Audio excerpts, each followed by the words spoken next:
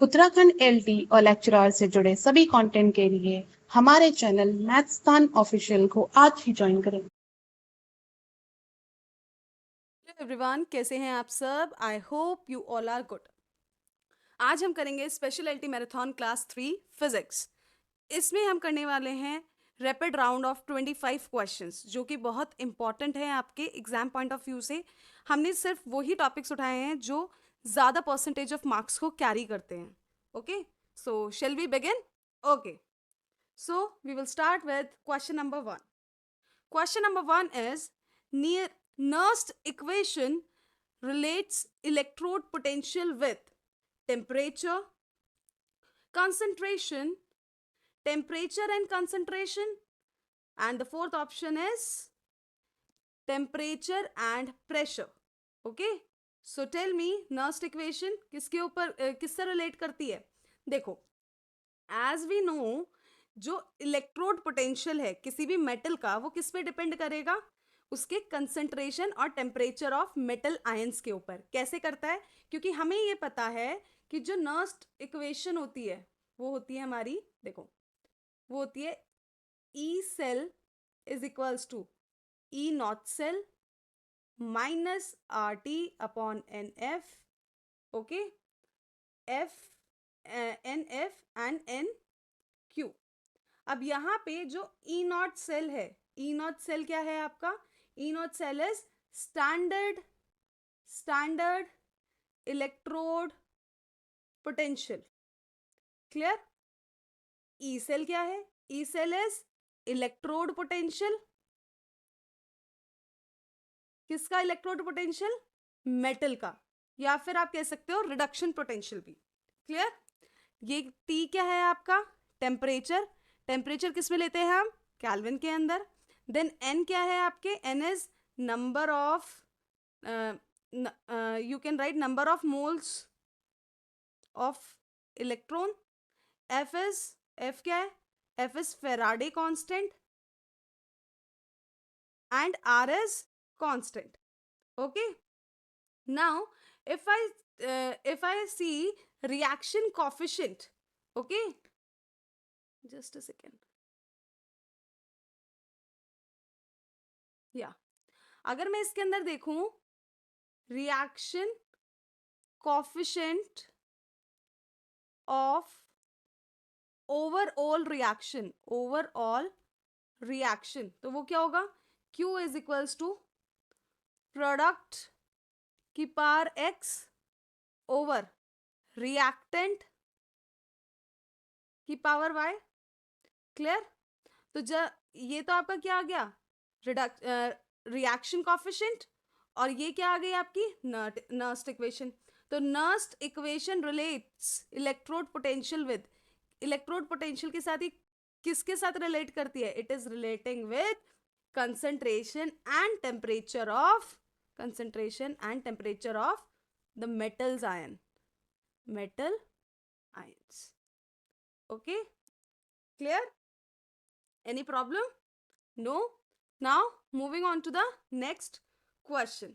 Next question is, according to Heisenberg's uncertainty principle, a quantum state with infinite lifetime implies that the state has. देखो, Heisenberg uncertainty principal क्या था? देखो, Heisenberg uncertainty principal में उन्होंने ये कहा था कि हम किसी भी ऑब्जेक्ट का मोमेंटम और पोजीशन साइमल्टेनियसली बिल्कुल 100% एक्यूरेटी के साथ नहीं निकाल सकते। बेसिकली सिर्फ पोजीशन और मोमेंटम ही नहीं, जितनी भी कॉनोनिकल क्वांटिटीज थी, हम उनको साइमल्टेनियसली फाइंड आउट नहीं कर सकते, है ना? तो अगर मैं हाइजेनबर्ग अनसर्टेनिटी की बात करूं, तो एनर्जी टाइम का अगर मैं रिलेशन लेती हूँ, तो मैं यहाँ लिखती हूँ द Heisenberg's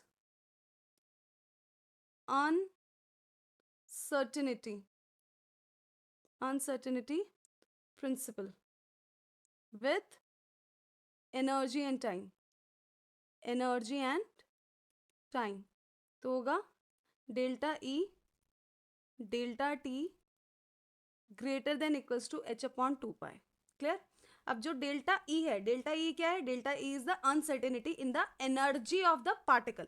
जब कब होगी? जब पार्टिकल किसी सर्टेन क्वांटम स्टेट के अंदर होगा। क्लियर? और डेल्टा टी क्या है? Delta T is the time interval during which the particle is in that state. Okay, अगर हम मेजरमेंट करते हैं ओवरऑल इन्फिनाइट पीरियड का, मतलब कि अगर मैं delta T is equals to infinity लेती हूँ, तो जो एनर्जी उस टाइम पे होगी, जो एनर्जी होगी, that should be known as zero energy. Zero energy. Okay, तो जीरो एनर्जी इसका मतलब क्या हुआ कि जो आपकी 0 पॉइंट एनर्जी है, जस्ट अ सेकेंड, यहां से हम कह सकते हैं जो हमारी 0 पॉइंट एनर्जी है वो क्या है? That is the lowest possible energy. Lowest possible energy होगी आपके क्वांटम मैकेनिकल सिस्टम के अंदर। ठीक है, जबकि हमें ये पता है कि unlikely the classical mechanics, quantum system constantly fluctuates in their lower energy. Classically जो आपका क्वांटम सिस्टम है वो क्या करता है? कॉन्स्टेंटली फ्लक्चुएट करता है in their lowest energy. Okay,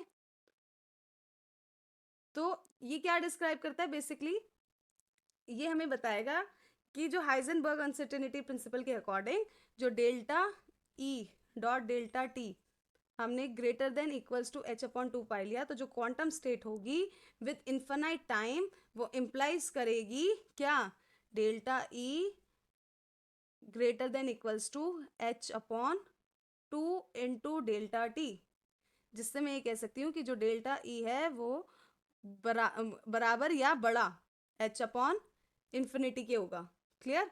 तो इससे मुझे क्या पता चला कि जो डेल्टा ई है उसकी वैल्यू बराबर या बड़ी होगी 0 से। इसी को हम क्या कहते हैं? 0 पॉइंट एनर्जी। क्लियर? तो जो यहाँ पे बात हुई है कि quantum state with infinite time, ठीक है, इन्फिनाइट टाइम को इम्प्लाइज कर रही है। देखो यहाँ पे डेल्टा टी क्या आ गया आपका? इन्फिनाइट लिया हमने, यहाँ पे मल्टीप्लाई करके इन्फिनाइट किया है, तो वो किसको बताता है? वो 0 पॉइंट एनर्जी को बताता है। Clear?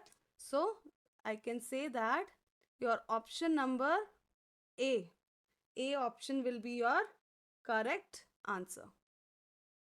Clear? Okay.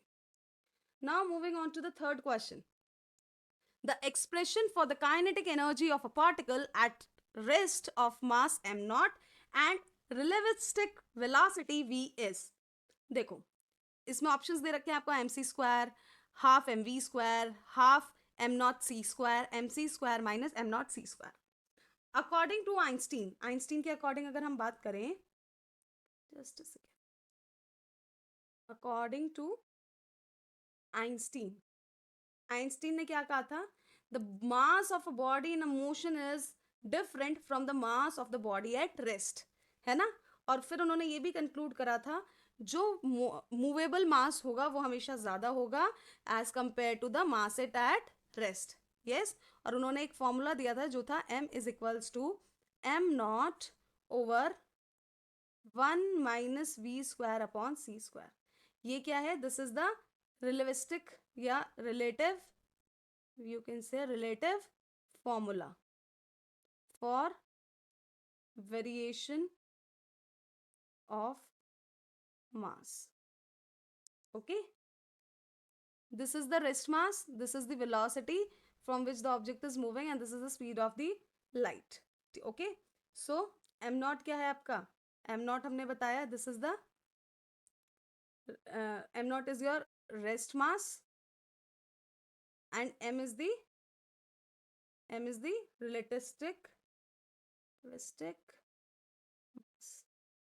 Okay, so total energy क्या होगी? Total energy will be rest energy plus kinetic energy. Yes, तो टोटल एनर्जी को क्या लिखूंगी मैं? M C square is equals to M not C square plus K E. Okay, तो जो के ई होगा वो क्या हो जाएगा? M C square minus M not C square. Okay, so option number D will be the correct answer. Okay, Now, moving on to the next question. The next question is the relativistic relation between the momentum and the energy. Okay? Momentum और energy के बीच में आपको क्या निकालना है? Relativistic relation.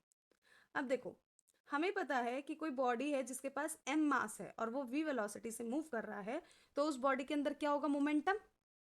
Yes. और momentum क्या होगा? मोमेंटम को किससे डिनोट करते हैं? p से. तो ये हो जाएगा mv. Yes, this is your first equation. इससे पहले वाले क्वेश्चन में ही हमने रिलेटिविस्टिक मास की इक्वेशन लिखी थी, m is equals to m not over 1 minus v square upon c square. This is your second equation. Now from first and second, okay, now from first and second, can I write p is equals to m naught v over 1 minus v square upon c square? Clear? I am able to write it? Yes? Okay.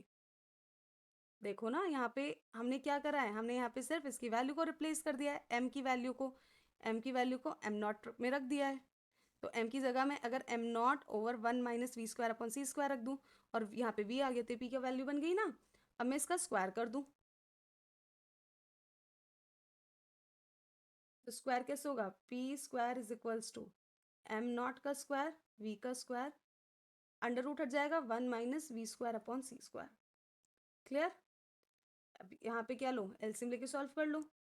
It will be m not square v square over c square minus V square upon C square चला जाएगा ऊपर. Okay. तो अब यहाँ पे हम क्या करेंगे? Cross multiply. v किसके बराबर है? p स्क्वायर के ना. तो क्रॉस मल्टीप्लाई कर दो, तो ये हो जाएगा p square c square minus V square is equals to m not का square c square v square. तो ये हो जाएगा p square c square minus p square v square is equals to m not square c square v square. तो यहाँ से p square c square की value आ जाएगी. You can write m not square c square v square plus c square v square taken v square as common, तो m not का square c square plus v square. Clear? तो यहाँ से अगर मैं v नॉट की value को लिखूँ, तो सॉरी v स्क्वायर की वैल्यू को लिखूँ, तो it will be p square c square over m not का square c square plus p square. तो this is your equation third. अब e is equals to M C square होता है. इस इक्वेशन में भी हम क्या करें? स्क्वायरिंग कर दे दोनों तरफ, तो ये हो जाएगा E square is equals to M square C की power 4. Okay. Now putting the value of m, दोबारा से m की वैल्यू यहाँ पे पुट कर दो. क्या हो जाएगा? It will be written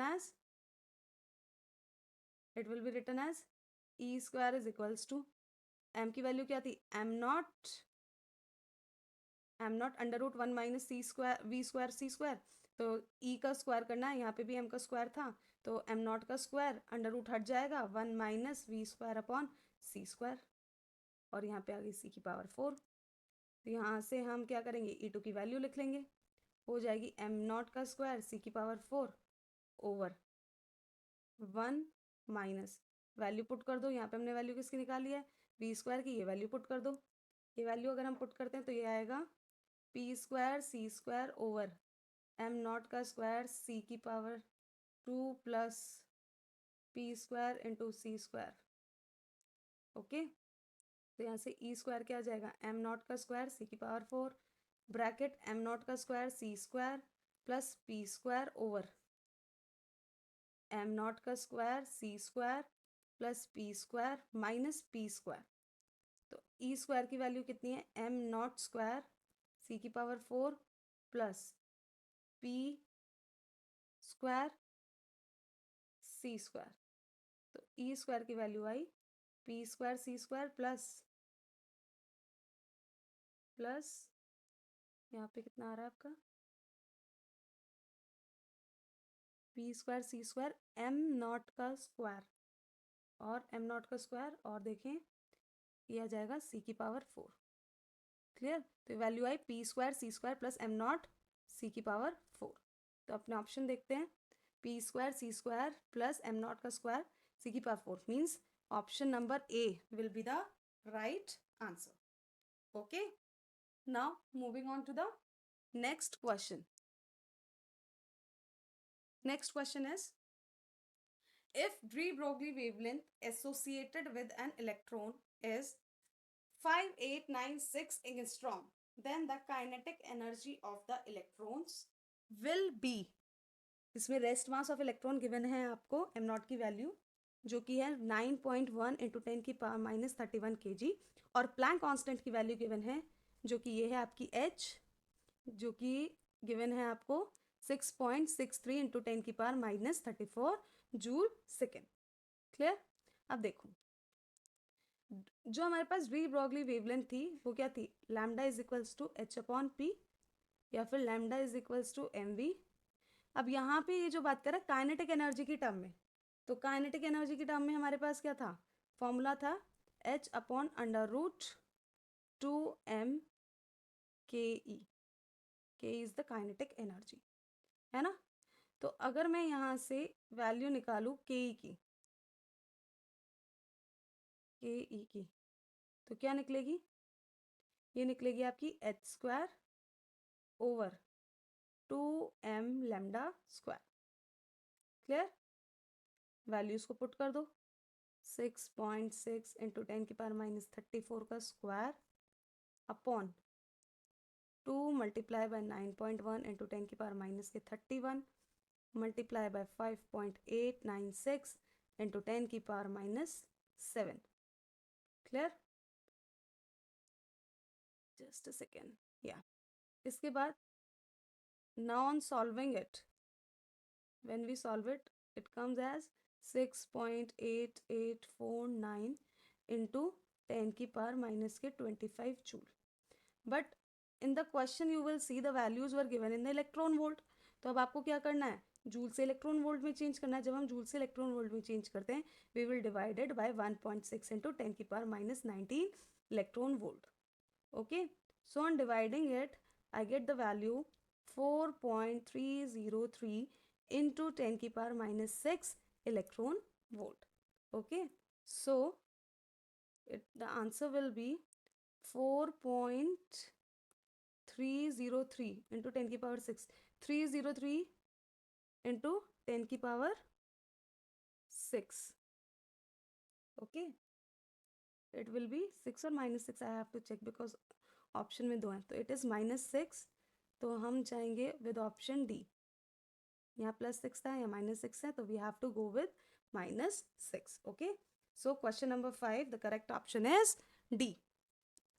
Now moving on to the next question. Next question is, the de Broglie wavelength associated with electron revolving the nucleus in a hydrogen atom in ground state will be.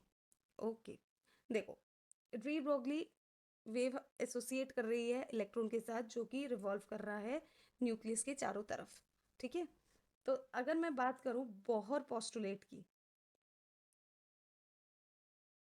Bohr postulate, Bohr ने क्या बोला था, Bohr ने ये बोला था कि angular momentum जो होता है वो क्या होता है, इंटीग्रल मल्टीपल होता है h/2 पाई का।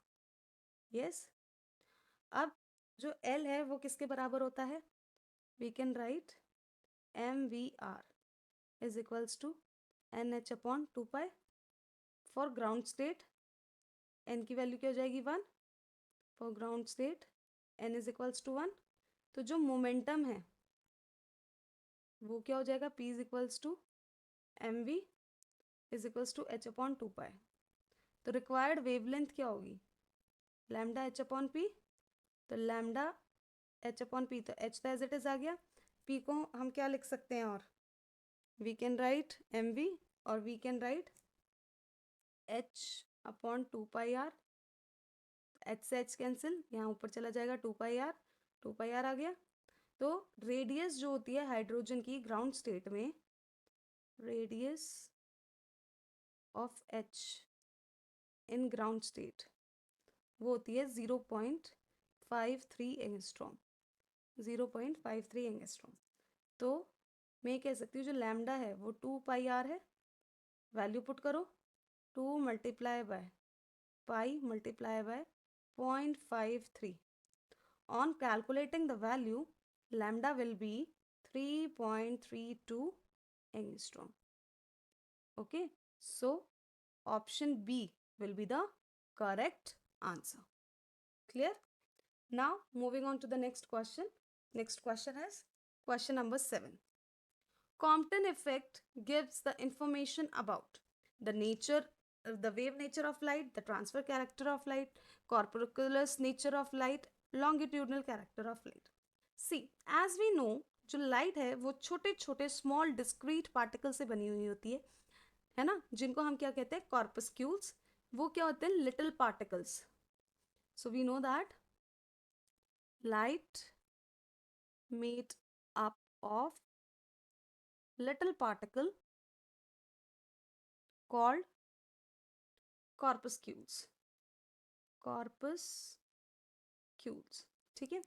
जब भी लाइट ट्रैवल करती है वो हमेशा किस में करती है, it is moving in a straight light. और कैसे करती है, हैविंग अ फाइनाइट वेलोसिटी, एक फाइनाइट वेलोसिटी के साथ. तो जो आपके कॉम्पटन इफेक्ट है, वो कॉम्पटन इफेक्ट क्या बताता है कि लाइट क्या है, basically light is a particle nature. Okay, तो पार्टिकल नेचर बेसिकली किसको बताते हैं, कॉर्पस्क्यूल्स, जो छोटे छोटे पार्टिकल्स है, तो ये कॉर्पस्क्यूलर नेचर ऑफ लाइट बताता है. क्लियर? सिर्फ ऐसा ही नहीं है कि कॉम्पटन इफेक्ट ही इसको शो करता है, इसको आपका जो फोटो इलेक्ट्रिक इफेक्ट है वो भी कॉर्पस्कुलर नेचर को शो करता है, आपका कॉम्पटन इफेक्ट भी, आपका रमन इफेक्ट भी. ठीक है, तो ये सारे इफेक्ट्स क्या करते हैं, लाइट के कॉर्पस्कुलर नेचर को बताते हैं. Clear? Okay, now moving on to the next question. Next question is question number 8. The photoelectric threshold wavelength for tungsten is 2300 angstrom. Okay, if this surface is radiated by ultraviolet rays of light of wavelength 1800 angstrom, the kinetic energy of emitted electron is. देखो, इसमें आपको क्या given है, the energy required. देखो, we can right क्या given है, wavelength of tungsten. Okay, और यहाँ पे अल्ट्रावायलेट रेस की लाइट. तो अल्ट्रावायलेट रेस की लाइट मतलब कि लैम्डा आपको गिवन है 1800 एंगस्ट्रॉम, और टंगस्टन मतलब आप मान लो इसको लैम्डा नॉट, इसकी वैल्यू गिवन है 2300 एंगस्ट्रॉम. और एच हमें पता ही होता है कितना होता है, 6.64 इंटू 10⁻⁻34 जूल सेकेंड. अब एनर्जी रिक्वायर्ड पूछा है, मतलब कि के ई मैक्स पूछा है आपसे. के ई मैक्स कैसे निकालते हो, H nu minus H nu not. Yes, और हम इस एक और फॉर्मूला होता है इन टर्म्स ऑफ वेवलेंथ, क्या लिखते हैं, h c upon lambda minus h c upon lambda naught. तो हम यहाँ से क्या करेंगे, h c taken as common, 1 upon lambda minus 1 upon lambda naught. Clear? Now putting the values,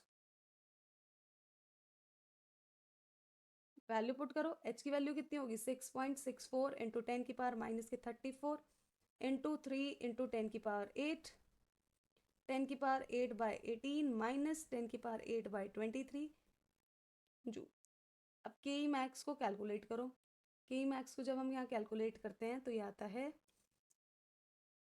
values 2.4 into 10⁻⁻19 joule. अब कितनी आई हमारी, 2.4 इंटू 10⁻⁻19 जूल. लेकिन यहाँ वैल्यूज किस में, इलेक्ट्रॉन वोल्ट में. तो अब हमें क्या करना होगा, जूल को कन्वर्ट करना होगा किसके अंदर, इलेक्ट्रॉन वोल्ट के अंदर. कैसे करेंगे, जो वैल्यू आई है उसको हम डिवाइड कर देंगे किससे, 1.6 इंटू 10⁻⁻19 इलेक्ट्रॉन वोल्ट से. तो जो के ई मैक्स होगा ऑन सॉल्विंग, के ई मैक्स कितना आएगा भाई, 19 से 19 कैंसिल, तो ये हो जाएगा अप्रॉक्स 1.489 इलेक्ट्रॉन वोल्ट.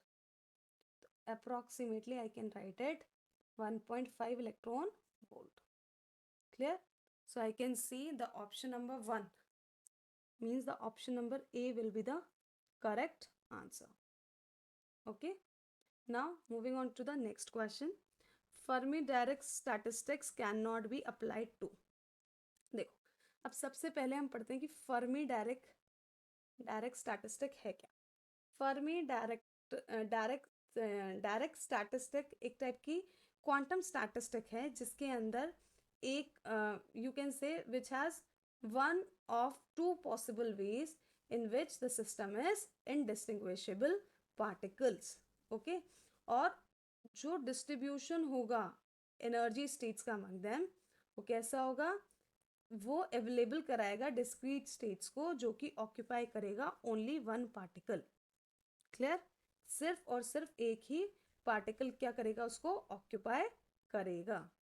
तो जो पार्टिकल्स अप्लाई करते हैं वो उनको हम कहते हैं बेसिकली फर्मियॉन्स. ठीक है, वो किसको भी, वो हमारे जो पॉली एक्सक्लूजन प्रिंसिपल है उसको भी क्या करते हैं, ओबे करते हैं.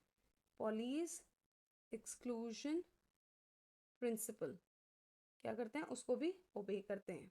तो बेसिकली जो फर्मियॉन्स हैं वो भी, उसमें भी आपकी फर्मी स्टैटिस्टिक अप्लाई होती है, और जो प्रोटॉन और इलेक्ट्रॉन्स होते हैं उनमें भी होती है. तो आंसर कौन सा बच्चा, बस फोटोन. तो फोटोन्स के ऊपर फर्मी डायरेक्ट स्टैटिस्टिक अप्लाई नहीं होती है. क्लियर? फर्मी डायरेक्ट स्टैटिस्टिक है क्या, ये बेसिकली आप कह सकते हो which has one of two possible ways in which the system of indistinguishable particles can be distributed. Should I write? आप कह सकते हो which has one of two possible ways in which system of indistinguishable particle can be distributed among a set of energy. तो सिर्फ किसके ऊपर applicable नहीं है, फोटोन्स के ऊपर एप्लीकेबल नहीं है, बाकी सबके ऊपर एप्लीकेबल है. Okay, now moving to the next question. Next question is the equation which does not represent Einstein's photoelectric equation is. देखो, when the photons falls on the metal surface, some metals get ejected. Like this is your metal surface. What happen when the photons strikes or falls on the metal surface? Some electrons are ejected from the metal surface. Okay, this phenomena is known as photoelectric effect. Yes, we can say the radiation which is of high frequency and lower wavelength strikes on the metal surface, the electrons will ejected out from the metal surface. This is known as photoelectric effect. Now, for removing the electrons from the metal surface, the minimum amount of energy, that minimum amount of energy is known as work function. So we can say work function क्या है? Work function is minimum energy required to eject electron. Yes, और जो maximum energy चाहिए electrons को eject करने की from the metal surface, उसको हम क्या कहते हैं, केई मैक्स. केई मैक्स क्या है? Maximum energy of ejected electron. Okay, तो अगर मैं आइंस्टीन फोटो इलेक्ट्रिक इक्वेशन की बात करूं तो वो क्या होता है, E is equals to phi naught plus K max. Clear? तो अगर के मैक्स निकालना हो हमें तो हम क्या करेंगे, K max is equals to E minus phi, और K max is equals to E को क्या लिख सकती हूँ, h nu minus phi. Basically आप फाइव नॉट लिखो इसको, फाइव नॉट. तो can I write it, K max is equals to h nu. Work function क्या होता है, work function is h nu naught. yes, this is your equation 1, this is your equation 2. Can I write in the terms of wavelength? It will be hc upon lambda minus hc upon lambda naught. Yes, taken as hc is common, 1 upon lambda minus 1 upon lambda naught. Okay, can I write this in such a way that hc,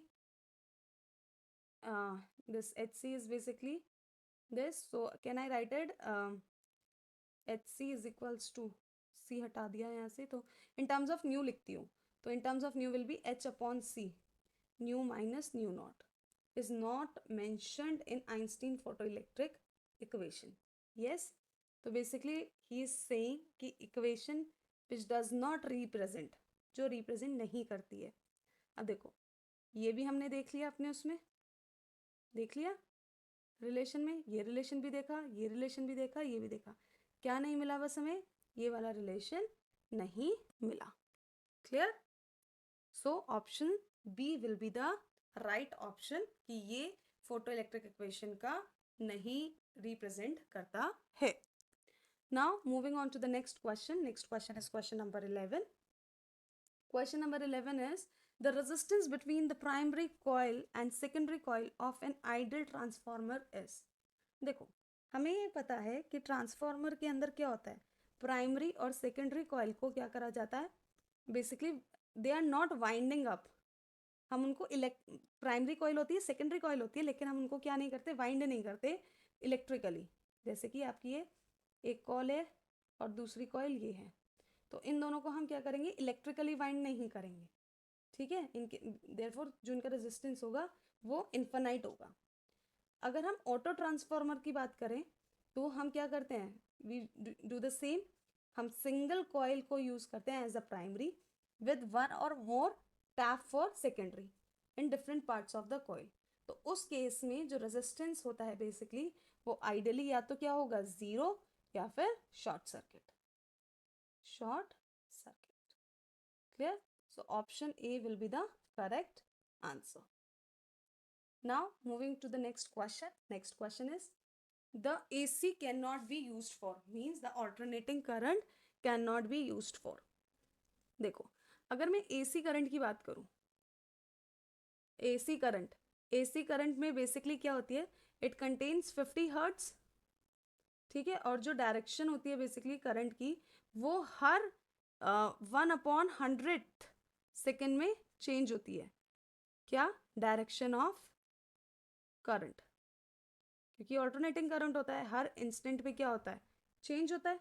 तो due to changing of direction of the current, जो metallic ions होंगे electrolyte में वो क्या करेंगे, they keep shunting between the electrodes and keep changing the polarity, उसकी polarity को change करते रहेंगे। So we can say that we can't use it for electroplating. हम उसको किसके लिए यूज नहीं कर पाएंगे, इलेक्ट्रोप्लेटिंग के लिए नहीं कर पाएंगे, क्योंकि वो क्या कर रहे हैं, दे वर कीप चेंजिंग देयर पोलैरिटीज, और इलेक्ट्रोप्लेटिंग में तो फिक्स्ड हो जाती है। Clear? Okay, so option D will be the correct answer. Now moving on to the next question. Next question is a dielectric slab is inserted between the plates of an isolated charge capacitor. The quantity which remains same. The charge on the capacitor, the stored energy in the capacitor, the potential difference between the plates and the electric field in the capacitor. देखो capacitor है क्या, capacitor वो device है जहाँ पे हम store करके रखते हैं चार्ज को। क्लियर? तो जो कैपेसिटी होगी कैपेसिटेंस की वो क्या होगी,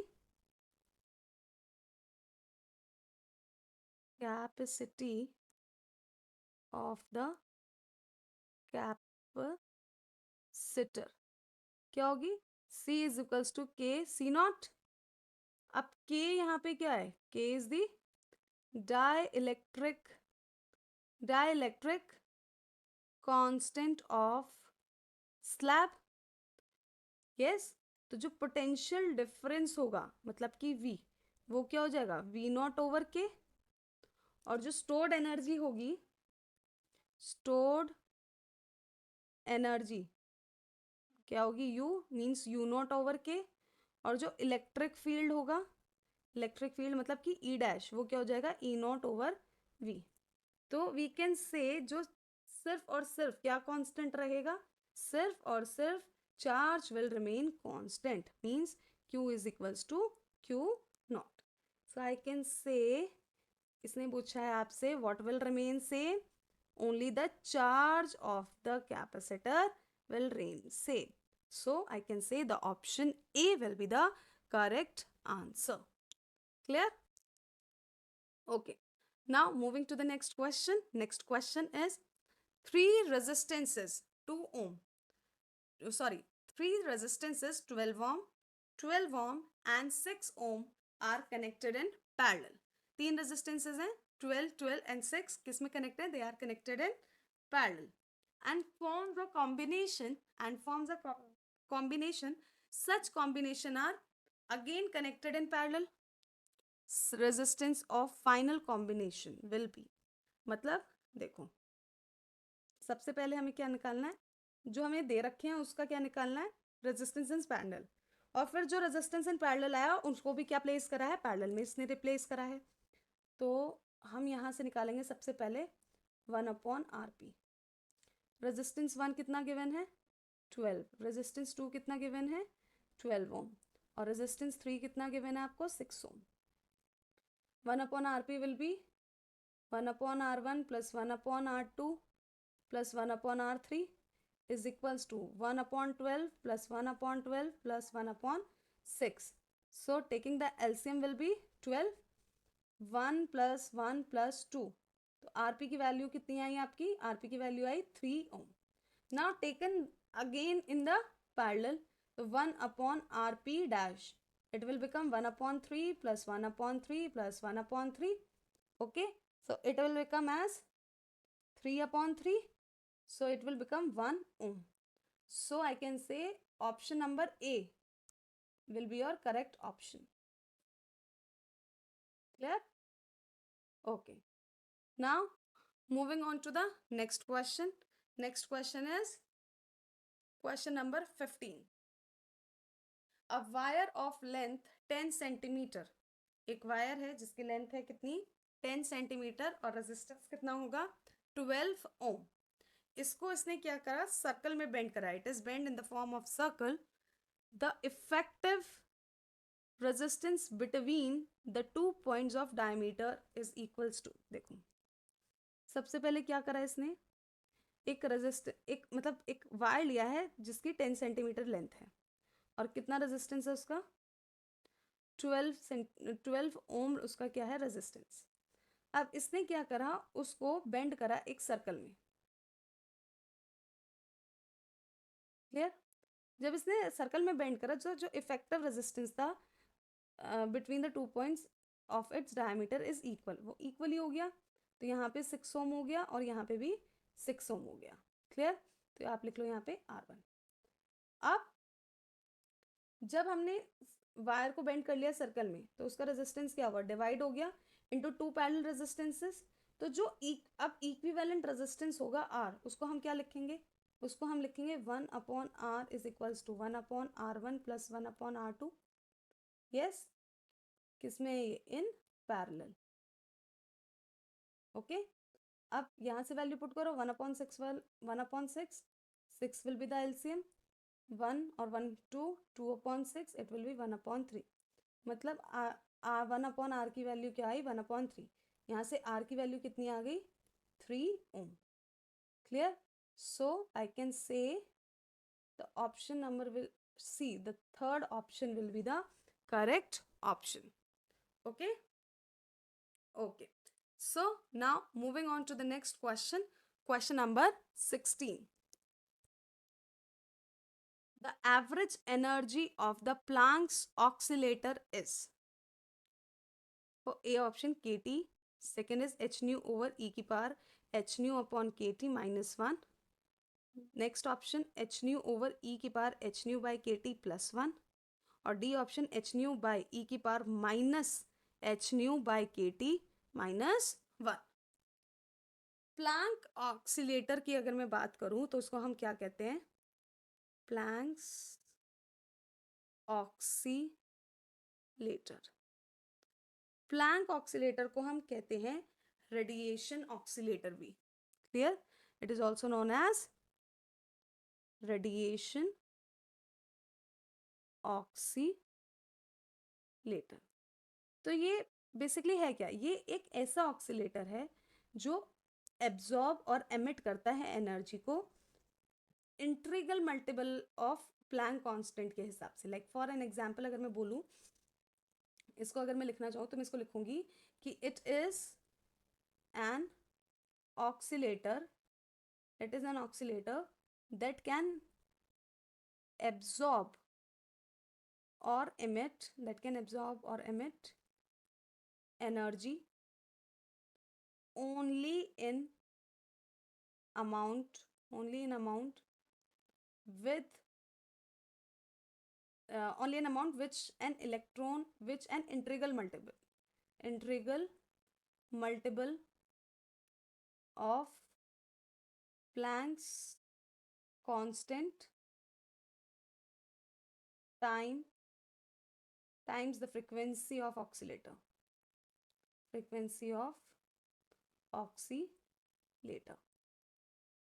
So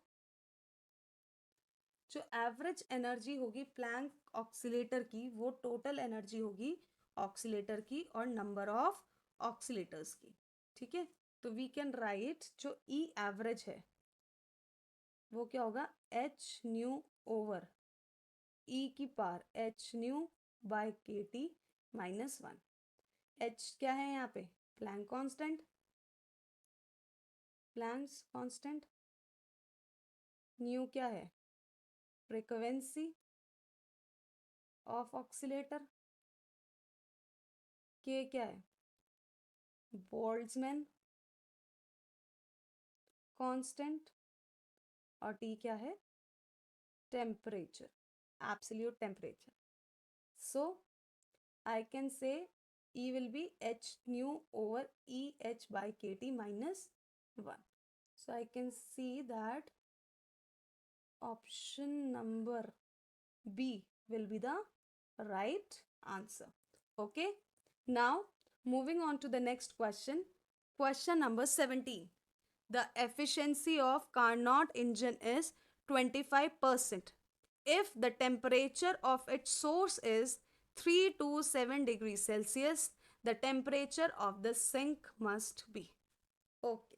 देखो, कार्नॉट इंजन में क्या होते हैं, बेसिकली आपके 3 पार्ट्स होते हैं. यस, यहाँ पे होता है आपका सोर्स,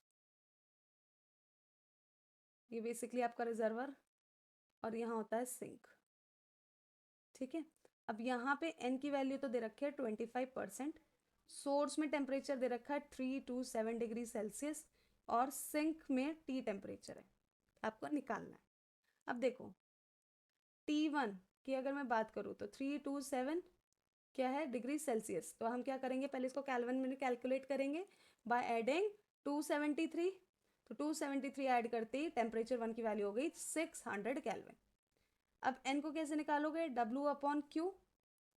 ओके, W/Q को क्या लिखेंगे हम, we will write 1 - T over T1.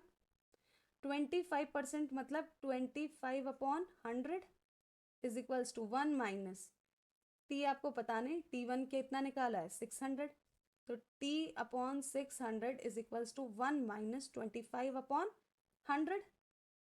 Yes, now taken the LCM, it will be T/600 is equals to 100 minus 25, it will be 75. Yes, okay, so we get T/600 is equals to 7/75/100. Clear? Now do the cross multiply. So T100, T is equals to 60 into 600 into 75. Okay, तो T is equals to basically 100 तो यही रहने दो, ये cancel out हो जाएगा, तो 75 into 6 it will B 450 kelvin. अब कितना आया है आपका 450 केल्विन. आपको किस में निकालना है, सेल्सियस में. तो आप क्या करो, 450 माइनस 273 कर दो, तो आपको क्या मिल जाएगा, 177 degree Celsius. So I can see the third option will be the correct option, 177 degree Celsius. Okay, now moving on to the next question. Question number 18. In a cyclic process, work done is 0. Work done by the system is equals to the quantity of heat given to the system. Work done does not depend upon the quantity of heat given to the system, or the internal energy of the system increases. See, if I talked about work done,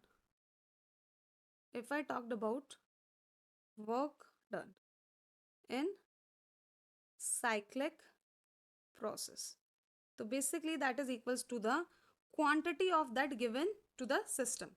Okay, we can write quantity given to system. Clear? becomes in this, the process of internal energy of the systems remain constant, means the delta U will be 0. So by first law of thermodynamics, or you can say TDS, the first law of TDS क्या बोलता है? Amount of heat is equals to delta U plus W. Okay, so जितनी heat होती है वो basically किस में होती है? आपकी डेल्टा यू और वर्क डन में. अगर साइक्लिक प्रोसेस में डेल्टा यू की वैल्यू क्या होगी? 0. इसका मतलब क्या हुआ? जितनी हीट दी थी वो पूरी की पूरी हीट क्या हो गई? वर्क डन में कन्वर्ट हो गई. देयर इज नो लॉस, कोई भी लॉस नहीं हुआ है. So according to this, we can say work done by the system is equals to the quantity of heat given to the system. So option B will be the correct answer. Okay. Now moving on to the next question. Next question is the thermodynamical probability of the system in equilibrium should be 0, minimum, maximum, can be either maximum or minimum. Okay. Thermodynamic probability होती क्या है? अगर मैं बात करूं thermodynamic probability को हम कह सकते हैं ये total number of different ways हैं जो कि सिस्टम के अंदर स्पेसिफाइड थर्मोडायनामिक स्टेट में बताते हैं. क्लियर? अगर मैं इक्विलिब्रियम की बात करूं, कोई सिस्टम इक्विलिब्रियम कब अटेन करता है? जो वो अपनी क्या होता है? स्टेबल स्टेट में होता है. और जो उसकी पॉसिबिलिटी है फाइंडिंग दी सिस्टम वो क्या हो? किस में आएगी? सिर्फ और सिर्फ इक्विलिब्रियम स्टेट में आएगी. क्लियर? सो आई कैन से thermodynamic probability is the total number of different ways in which the given system in the specific or specified thermodynamic states. Thermodynamic state. So अगर मैं इक्विलिब्रियम की बात करूं तो हम यहाँ से कह सकते हैं कि जो प्रोबेबिलिटी होगी स्टेट की वो 100% होगी जब वो क्या होगा? मैक्सिमम होगा. So I can say option C will be the correct answer. Clear? Okay, option C will be the right answer. Maximum is the answer of this question. Question number 20. Which of the following is path dependent? Where U is internal energy, P is pressure, V is volume. Now what is path dependent? Path dependent है क्या? Path dependent जो हमारी non conservative force होती हैं वो क्या होती है? हमारी पाथ डिपेंडेंट. अब जैसे कि मैं बात करूं हीट और वर्क, वो क्या है? Path functions. Heat and work क्या है? Path function.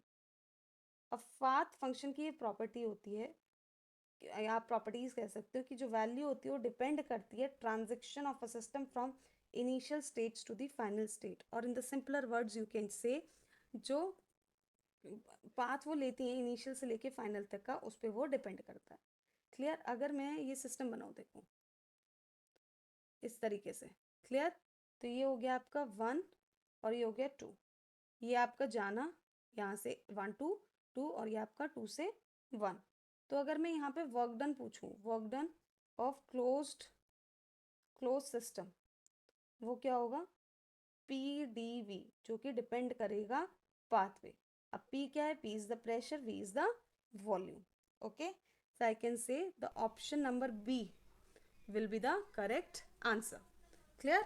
Now moving on to the next question. Next question is a elastic movement of a solid does not depend upon. Elastic constant किस solids का किस पे depend नहीं करता, temperature, impurities, shape and size and crystalline structure of the material. अब देखो elastic constant क्या है। इलास्टिक कांस्टेंट बेसिकली आप कह सकते हो प्रोपोर्शनलिटी होती है किसके बीच में, स्ट्रेन और स्ट्रेस के बीच में, मतलब वी कैन से स्ट्रेस क्या होती है, directly proportional to strain. Proportionality sign हटाने के लिए हम क्या करते हैं, कांस्टेंट को इंट्रोड्यूस करते हैं, वो कांस्टेंट क्या होता है, इलास्टिक कांस्टेंट। ठीक है, अब बेसिकली ये क्या करता है, ये प्रोवाइड कराता है स्ट्रेन को is not so large, because ये क्या है कि अगर ये स्ट्रेन जो है ये ज़्यादा बड़ा नहीं होता, क्योंकि ये वॉलेट नहीं करता हुक्स लॉ को। हुक्स लॉ भी क्या कहता है, वो भी तो ये कहता है कि stress is directly proportional to strain, तो ये इसको क्या करता है, वॉलेट नहीं करेगा। तो जो इलास्टिक कांस्टेंट है, इलास्टिक कांस्टेंट है वो आप कह सकते हो कि इंटरनल प्रॉपर्टी है मैटर की, जो कि डिपेंड किस पे करेगी, आपकी मैटर के ऊपर, उसके टेम्परेचर पे और क्रिस्टलाइन स्ट्रक्चर पे। यस, मटेरियल है उसका अनअफेक्टेड शेप एंड साइज है। यस, तो वी कैन से कि जो क्रिस्टलाइन स्ट्रक्चर होगा मटेरियल का, ठीक है, तो हम यहाँ से कह सकते हैं कि इलास्टिक कांस्टेंट किस पे डिपेंड नहीं करती। देखो हमने बता दिया किस किस पे डिपेंड करेगी, टेम्परेचर पे करेगी, इम्प्योरिटीज़ पे करेगी और क्रिस्टलाइन स्ट्रक्चर पे करेगी। किस पे नहीं करेगी, शेप एंड साइज पे नहीं करेगी। Clear, okay. Now moving on to the next question. Next question is how much water a pump of 2 kilowatt can rise in minute to a height of 10 meter. Clear? आपको इसमें option दे रखा है 1000 litre, 1200 litres, 100 litres and 2000 litres. अब आपसे क्या बोला है, power. Power क्या होती है, वर्क अपॉन टाइम। तो यहाँ से हमने क्वेश्चन के अंदर क्या देखा, power of pump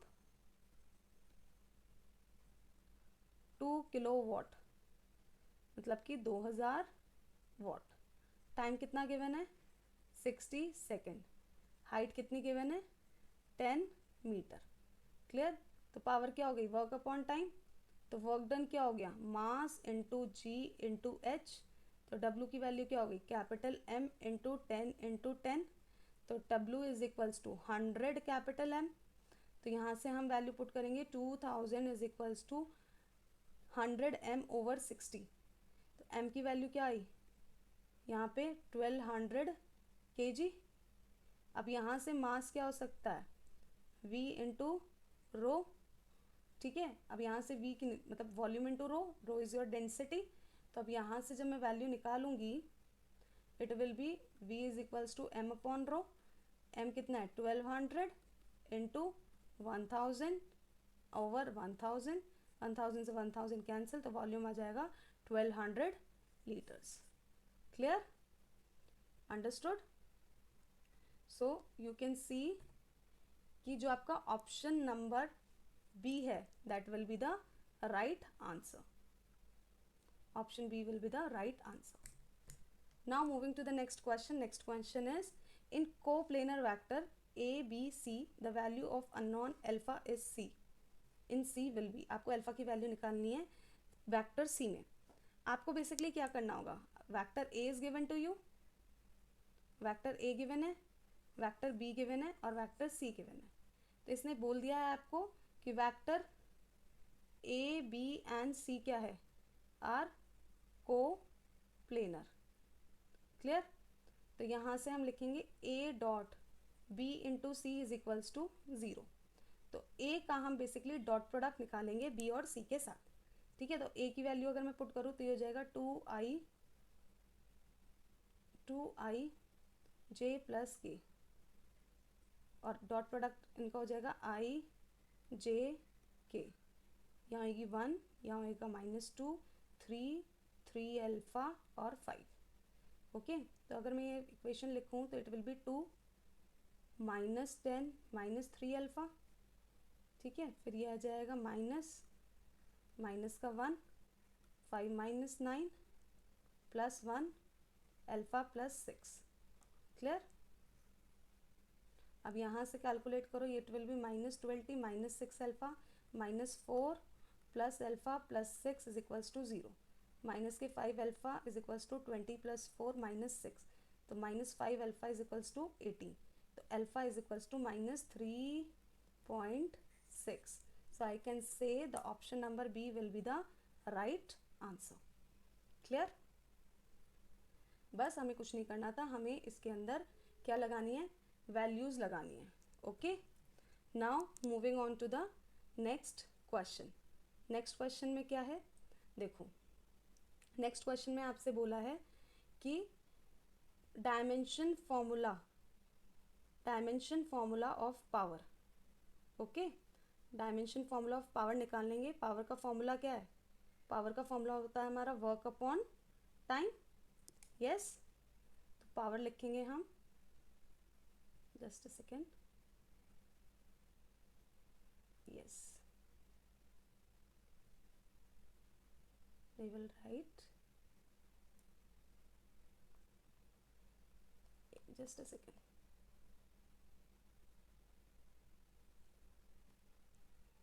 P is equals to work done upon time.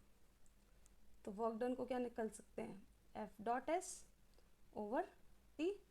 तो फोर्स का लिखेंगे MLT -2, S मतलब कि डिस्प्लेसमेंट, वो होगा L में और over T. Clear?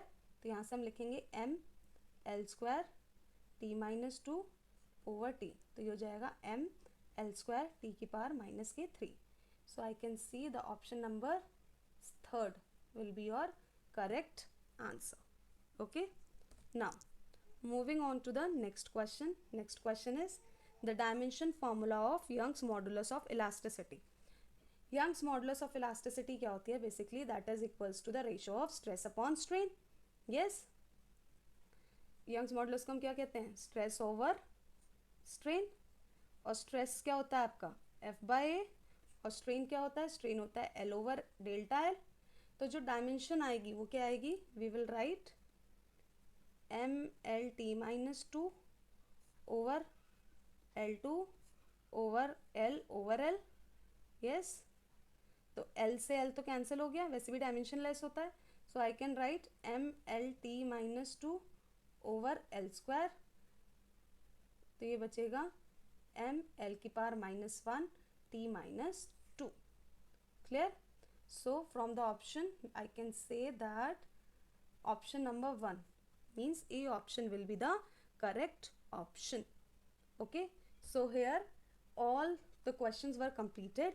Thank you, have a nice day. If you have any problem, please let me know in the comment section. I will definitely going to help you out. Okay, so thank you.